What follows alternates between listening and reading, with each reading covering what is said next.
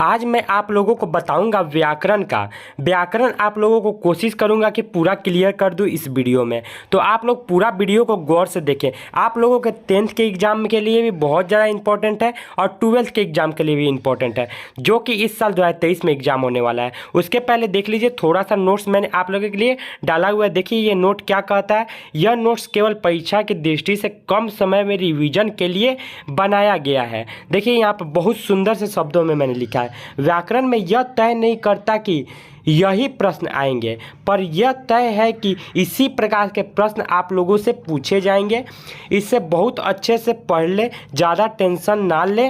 व्याकरण में आप लोगों को ज़्यादा प्रश्न कठिन नहीं आते हैं, बस अपना 100% दे। मैं उम्मीद करता हूं कि आपका हिंदी का पेपर बहुत अच्छा जाएगा। अब आते हैं सबसे पहला नंबर वर्ण की तरफ। वर्ण आप लोगों को मैं वर्ण का एक वीडियो बना के दिया हुआ हूँ, आप लोग वर्ण का वीडियो देख लीजिएगा। वर्ण मैंने करा चुका है पहले भी। उसके बाद हम लोग आते हैं नीचे की तरफ संज्ञा पे। संज्ञा के बारे में मैं आप लोगों को डिटेल से बतला दूं। किसी व्यक्ति, वस्तु, स्थान एवं भाव के नाम को संज्ञा कहते हैं। कोई भी व्यक्ति हो गया, कोई भी भाव हो गया, कोई भी स्थान हो गया, आप सीधी सी बातों में समझो कि आप जो चीज़ देख रहे हो सारा चीज़ क्या है, संज्ञा है। संज्ञा के 5 भेद होते हैं। पहला भेद होता है व्यक्तिवाचक संज्ञा, दूसरा जातिवाचक संज्ञा, भाववाचक संज्ञा, समूहवाचक संज्ञा, द्रव्यवाचक संज्ञा। देखिए व्यक्ति मतलब किसी खास व्यक्ति के बारे में बताया जाता है, उसे व्यक्तिवाचक संज्ञा कहते हैं। जातिवाचक संज्ञा किसी खास जाति के बारे में, लड़का के एक जाति के बारे में बताया जा रहा है, यानी पूरे लड़के की बात हो रही है। गाय, पूरे गाय की बात हो रही है। नदी, किसी नदी, एकदम सारे नदी के बारे में बात हो रही है। उसी तरह करके इसे जातिवाचक संज्ञा कहते हैं। भाववाचक संज्ञा बुढ़ापा, बचपन, सर्दी, गर्मी, बेईमानी इत्यादि। उसी तरह समूहवाचक संज्ञा है, जैसे समूह का बोध होता है उसे ही समूहवाचक। जैसे भीड़ समझिए ना, सेना, सेना में बहुत लोग होता है तो समूहवाचक संज्ञा हो गया। सभा, कोई मीटिंग में बहुत सारा लोग होता है तो समूहवाचक संज्ञा हो गया। वर्ग, एगो क्लासरूम में बहुत सारे लोग होते हैं, चाबी का गुच्छा, वैसे ही है। द्रव्यवाचक संज्ञा मतलब लिक्विड के बारे में बताया जाता है, उसे द्रव्यवाचक संज्ञा कहते हैं। आप लोगों का तेल हो गया, सोना, सोना द्रव है, ध्यान रखिएगा, सोना को पिघलाया जा सकता है। देखिए ये नीचे वाला जो क्वेश्चन है आप लोगों के एग्जाम में पिछले साल पूछा गया क्वेश्चन था, एक बार रिपीट कर सकते हैं। आप लोग चाहे तो स्क्रीनशॉट भी इसको लेके रख सकते हैं। आगे हम लोग बढ़ते हैं। तीसरा नंबर टॉपिक पे आते हैं सर्वनाम। सर्वनाम आप लोग पहले से ही पढ़े होंगे। संज्ञा के बदले जो शब्द प्रयोग होता है उसे सर्वनाम कहते हैं। सीधा सा बात समझिए, संज्ञा के बदले जो चीज़ प्रयोग हो गया उसे सर्वनाम कहते हैं। सर्वनाम के कुल 6 भेद होते हैं। जैसे पुरुषवाचक सर्वनाम बतला देता हूँ, आप लोगों को क्लियर बतला दूंगा, एक एक डिटेल से बतला दूंगा, टेंशन आप लोगों को लेने की कोई ज़रूरत नहीं है।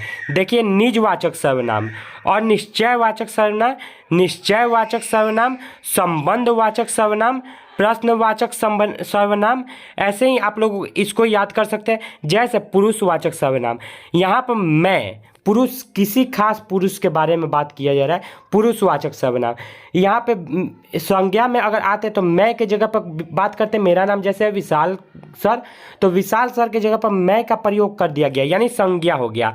निजवाचक यानी खुद, स्वयं, खुद के बारे में प्रयोग किया जाता है, उसे निजवाचक। निश्चयवाचक संज्ञा, निश्चयवाचक संज्ञा में कहते हैं क्या कि कोई भी चीज़ निश्चय है, यही हो सकता है, वही हो सकता है, ऐसा ही होगा, वैसा ही होगा। देखिए यहाँ पे दिया हुआ है आप लोगों के लिए एग्जाम्पल है, एग्जाम्पल को गौर से देख लीजिएगा। और निश्चयवाचक संज्ञा यानी कि निश्चय नहीं है कि ये होगा कि नहीं होगा। जैसे कि कुछ सामान है, कुछ पानी है, कुछ भी हो सकता है, कितना भी, निश्चय नहीं इसमें पता चल रहा है। किसी ने कहा, किसी को ये सामान देना है, नहीं, निश्चय का कोई पता नहीं है, कुछ निश्चय नहीं हो रहा है कि क्या बारे में बात हो रहा है।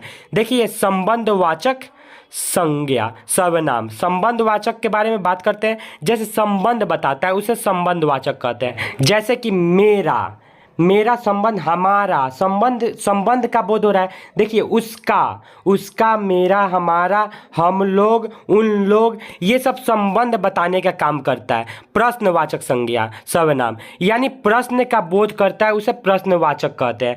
जैसे कि आप लोग देख सकते हैं, क्या, क्या ऐसा हो सकता है, कौन, कौन आया, किसको, ऐसे करके आप लोग प्रश्नवाचक संज्ञा सर्वनाम आप लोग समझ सकते हैं। देखिए पिछले वर्ष के एग्जाम में ये क्वेश्चन पूछा गया था, आप लोग चाहे तो इसको स्क्रीनशॉट ले सकते हैं। आते हैं अब विशेषण पे। विशेषण का भी टॉपिक गौर से आप लोग समझिएगा।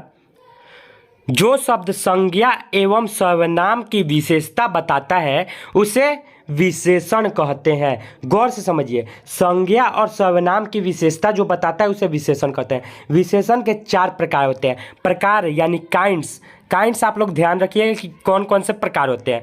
देखिए पहला गुणवाचक, गुणवाचक, उसी तरह संख्यावाचक, परिणामवाचक, सर्वनामिक विशेषण, ऐसे करके आप लोगों को होता है। देखिए पहला नंबर टॉपिक पे आता है गुण। गुण के बारे में बताता है कि वो सुंदर है, वो लड़की बहुत सुंदर है, वो लड़का बहुत सुंदर है, वो लड़का बहुत तेज है, वो लड़की बहुत लंबी है, वो लड़का बहुत मोटा है, वो लड़की बहुत मोटी है, लड़की ज़्यादा मोटी नहीं होती है, भूरा। ये सब गुण बतला रहा है, गुण आप लोगों को बतला दिया। संख्यावाचक यानी संख्या का बोध कराता है, कोई भी नंबर 2, 3, 10, 20, 50, 100, 1000, जो नंबर का बोध कराता है उसे संख्यावाचक विशेषण कहते हैं। परिणाम, परिणाम आप लोग समझते हैं रिजल्ट, कम, बहुत कम समान है, बहुत ज़्यादा है, थोड़ा है, बहुत, इसी तरह करके इत्यादि। आप लोगों को पता चल गया परिणामवाचक कि परिणाम यानी रिजल्ट बतला दिया, यानी क्लियर कर दिया, थोड़ा है, ज़्यादा है, कम है, नहीं है, या एवरीथिंग, कुछ भी हो सकता है। आप लोग मेरी बातों को समझ रहे हैं ना कि मैं क्या आप लोगों को बताना चाहता हूँ। देखिए सर्वनामिक विशेषण, कौन, क्या, कितना, मतलब इसमें क्वेश्चन मार्क लगता है, कौन, क्या, कितना का बोध कराता है, वो सर्वनामिक विशेषण में आता है। आप लोगों को क्वेश्चन इस टाइप का आ सकता है एग्जाम में। देखिए एग्जाम में पूछा गया क्वेश्चन है, जैसे आप लोगों को ऐसा क्वेश्चन पूछ सकता है, रुचि शब्द का विशेषण है रुचिकर।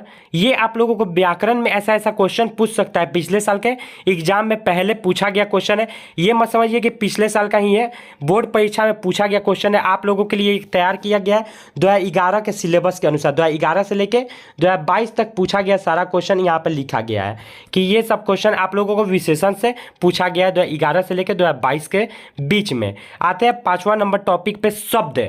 शब्द आप लोग समझते हैं, सिंपल सी बात है। देखिए शब्द के बारे में 3 टॉपिक 4 टॉपिक मैं आप लोगों को बताऊंगा। वर्णों के सार्थक मेल को शब्द कहते हैं। शब्द आप लोग समझते हैं, कोई भी चीज़ को लिख दिए वो शब्द हो गया, ये एक शब्द हो गया, ये एक शब्द हो गया। वर्णों के सार्थक मेल को शब्द कहते हैं। उत्पत्ति के आधार पर शब्द 4 प्रकार के होते हैं। बनावट एवं रचना के आधार पर शब्द 3 प्रकार के होते हैं। रूपांतरण के आधार पर शब्द 2 प्रकार के होते हैं। ये आप लोग नोट कर सकते हैं, याद कर सकते हैं, लिख सकते हैं, जैसे आप लोगों को विचार करें वैसे आप लोग कर सकते हैं काम। शब्द में से पूछा गया क्वेश्चन है 2011 से 2022 के बीच, तो ये सब क्वेश्चन है। खेत शब्द है तो कौन सा शब्द है, आग शब्द कौन सा है, नीलकंठ कैसा शब्द है, ये सब क्वेश्चन पूछा गया है। आप लोग नोट कर सकते हैं इसको। और जो पूछा गया क्वेश्चन है एग्जाम बिहार बोर्ड उसको रिपीट करता रहता है। जैसे कि आप लोग मान लीजिए 2022 में क्वेश्चन पूछा तो 23 में नहीं पूछ सकता है, लेकिन 2021 का पूछा क्वेश्चन, 2019 का पूछा, 2020 का पूछा क्वेश्चन रिपीट करता रहता है बिहार बोर्ड। तो इसमें घबराने की कोई जरूरत नहीं है। आप लोग पीछे के क्वेश्चन को 1-2 बार रिपीट करके पढ़ सकते हैं। 1-2 बार पढ़ लीजिएगा, आप लोगों के दिमाग में सेट हो जाएगा। देखिए हम लोग आते हैं संधि पे। 2 या 2 से अधिक वर्णों के मेल से जो विकार उत्पन्न हो उसे संधि कहते हैं। 2 या 2 से अधिक वर्णों के मेल से जो विकार उत्पन्न हो उसे संधि कहते हैं। संधि के 3 प्रकार होते हैं। काइंड, संधि के 3 प्रकार होते हैं। स्वर संधि के 5 प्रकार होते हैं। संधि मैंने बताया है, संधि का वीडियो आप लोगों को दिख जाएगा मेरे वीडियो के लिस्ट में, मैं आप लोगों को डिस्क्रिप्शन में डाल दूंगा। संधि एक बार आप लोग देख सकते हैं। संधि के बारे में मैंने बहुत डिटेल से पढ़ाया हुआ है, 10 या 12 मिनट का वीडियो होगा, बहुत सुंदर से आप लोग समझ सकते हैं, मैं डिस्क्रिप्शन में डाल दूंगा। देखिए काल पे आते हैं। काल, संधि और वर्ण का जो वीडियो है मैं आप लोगों को डिस्क्रिप्शन में डाल दिया, आप लोग डिस्क्रिप्शन में जाके देख सकते हैं, लेकिन ये वीडियो पूरा देखने के बाद देखिएगा। देखिए, काल क्रिया के जिस रूप से समय का बोध हो उसे काल कहते हैं। क्रिया के जिस रूप से समय का बोध होता है उसे काल कहते हैं। जैसे वर्तमान काल, भूतकाल, भविष्यत काल। वर्तमान काल के 3 भेद है, भूतकाल के 6, भविष्य काल के 3 भेद हैं। इसी प्रकार से आप लोगों को क्वेश्चन पूछा गया है पिछला साल एग्जाम में। जैसे वर्तमान काल, अभी जो काम चल रहा है उसे वर्तमान काल कहते हैं। जो पहले काम बीत चुका है उसे भूतकाल कहते हैं। आने वाले समय में जो कार्य होगा उसे भविष्य काल कहते हैं। ये तो बात से ही आप लोगों को पता चल जा रहा है, वर्ड से ही पता चल जा रहा है कि क्या कहना चाह रहा है। तो देखिए, आगे 8वां नंबर क्वेश्चन पे आते हैं, 8वां नंबर टॉपिक पे आते हैं, कारक। कारक किसे कहते हैं? देखिए, बिना आप लोगों के टाइम गवाए, यानी कि आप लोगों का एग्जाम बहुत तेजी पड़ने वाला है, इसीलिए बिना टाइम गवाए आप लोगों के लिए इंपॉर्टेंट सारा क्वेश्चन लेके चला आया हूँ और इंपॉर्टेंट सारा टॉपिक करा दे रहा हूँ, ताकि आप लोगों को कहीं परेशानी ना हो एग्जाम देने में। क्रिया की उत्पत्ति में जो सहायक हो कारक कहलाते हैं। कारक के 8 भेद होते हैं। कारक के 8 भेद होते हैं। 8 भेद कौन कौन से होते हैं? देखिए, यहाँ पे दिया हुआ है बहुत सुंदर से, आप लोग देख सकते हैं। कर्ता ने कर्म को करण से संप्रदान के लिए आपादान से संबंध का के की अधिकरण में पर संबंध ए अजी अहो। ये आप लोगों का 8 भेद है, आप लोग याद कर सकते हैं। आप लोग बचपन में पढ़े भी होंगे, 5वां 6ठा क्लास में होंगे। तो कर्ता ने कर्म को करण से संप्रदान के लिए आपादान से संबंध का के की अधिकरण में पर संबोधन ए अजी हरो। इस तरह इस टाइप का क्वेश्चन पूछा गया एग्जाम में। आप लोग इधर इसको देख लीजिए। उपसर्ग, उपसर्ग की अगर बात करें, उपसर्ग बहुत ज़्यादा एग्जाम में पूछा जाता है। उपसर्ग देख लीजिए, उपसर्ग किसे कहते हैं? उपसर्ग वह शब्दांश है जो किसी शब्द से पूर्व जुड़कर, पूर्व का मतलब होता है पहले जुड़कर उस शब्द का अर्थ बदल देता है, उसे उपसर्ग कहते हैं। सीधी सी बात समझिए, यानी कि पहले जुड़ गया। जैसे अनु, अनु देखिए सब में पहले दिख रहा है, सब में पहले दिख रहा है, पहले जुड़कर अर्थ बदल देता है, उसे उपसर्ग कहते हैं। उपसर्ग ध्यान रखिएगा कि किसी शब्द के पहले जुड़ता है और उसका अर्थ बदल देता है। जैसे सार, सार के पहले जुड़ गया अनु, अनुसार, अनुसरण, अनु पहले जुड़ गया अनुवाद, प्रक्रम पहले जुड़ के उसका अर्थ बदल दिया। परा, पराक्रम, परि, परिवार, अभि, अभिमान, पहले जुड़कर उसका अर्थ बदल देता है, उसे उपसर्ग कहते हैं। जैसे आप लोगों को एग्जाम में ऐसा क्वेश्चन पहले पूछा गया है, आमरम शब्द में उपसर्ग क्या है? आ है। अधिकार शब्द में उपसर्ग क्या है? अधि है। परिश्रम शब्द में कौन सा उपसर्ग है? परि है। अवकाश में कौन सा शब्द है? औ है। अनुकूल में अनु है। ऐसे ही आप लोगों को उपसर्ग पूछा जा सकता है।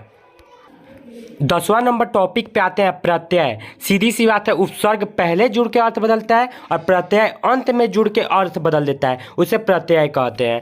क्लियर बात एकदम याद रखिएगा कि अंत में जुड़ जाएगा, अर्थ बदल देगा तो उसे प्रत्यय कहेंगे। ये क्लियर एकदम है। वैसे ही पिछले साल पहले क्वेश्चन पूछा गया है, आप लोग इस टॉपिक को देख सकते हैं। आगे हम लोग आते हैं विपरीतार्थक शब्द। विपरीतार्थक शब्द बताने के पहले आप लोगों को बता दूं कि मैंने 1 से लेकर 10 तक टॉपिक आप लोगों को मैंने करा दिया। आपको कैसा लगा टॉपिक आप लोग कमेंट करके बता दीजिए, और आगे का वीडियो चाहिए तो आप लोग कमेंट करके बताइए कि आगे का मैं वीडियो व्याकरण पे और वीडियो बना दूं। और आप लोगों को अगर वीडियो अच्छा लगा हो तो दिल से लाइक करिए और अपने दोस्तों के साथ ज़रूर शेयर करिए जिसका एग्जाम इस साल 2023 में पड़ा हुआ है। तो कैसा लगा मेरा प्रयास आप लोग कमेंट करके ज़रूर बताइए।